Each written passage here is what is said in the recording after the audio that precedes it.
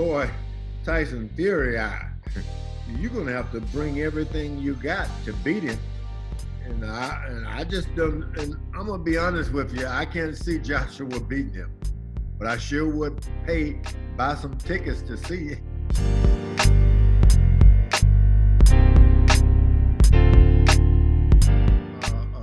Deontay Wilder really, I thought he won the first fight with Tyson Fury, but he certainly didn't win the second one.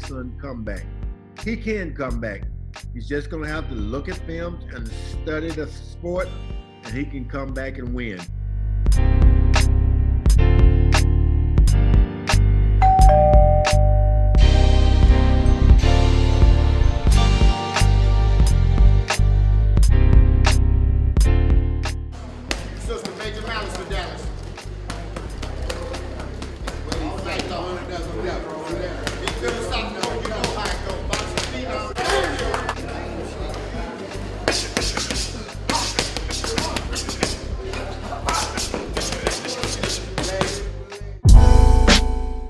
George Foreman does about a half an hour but 25-minute interview on IFL TV.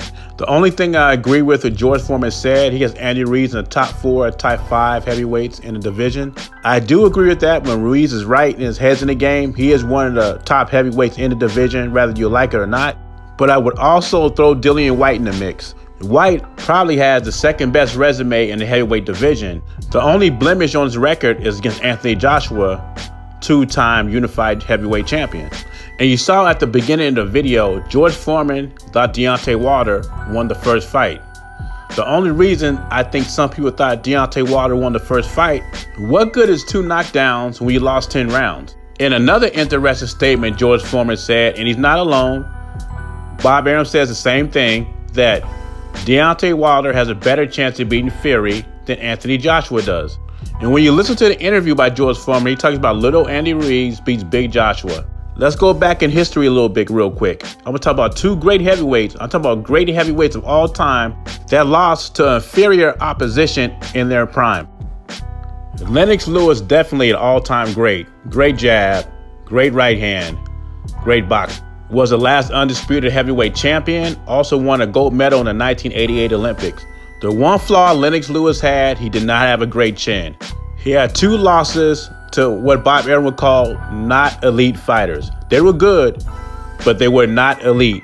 One was Haseeb Rodman, and the other guy was Oliver Call. Both top 10 heavyweights, but Lennox Lewis was heavily favored to beat those guys, and he ended up getting knocked out.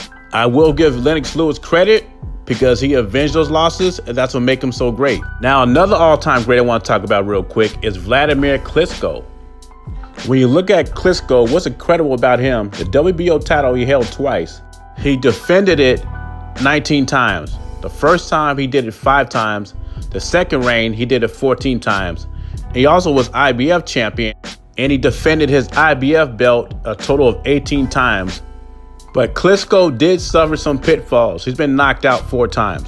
He was knocked out to Lamont Brewster. Corey Sanders knocked him out. And they are decent heavyweights. They're not great, but they're decent heavyweights.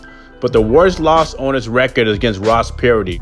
Ross Perot was 24-13-1 when Klitschko fought him. Ross Perot in the mid-90s, early 2000s was a gatekeeper of the heavyweight division. Vladimir failed that night, but he overcame that and became an all-time great. What I'm getting at is Errol Spence, Bob Arum, they praise guys like this Lennox Lewis and Klitschko, and they deserve it because they're all-time greats. But what they forget is they lost to fighters that were not elite fighters. But that doesn't take nothing away from their greatness. They're still considered all-time greats in my books and everybody else's book. And until these guys fight, I have Joshua 1A, Tyson 1B in the heavyweight division. Leave your thoughts and comments below. Jay Beasley, subscribe to the channel. I'm gone.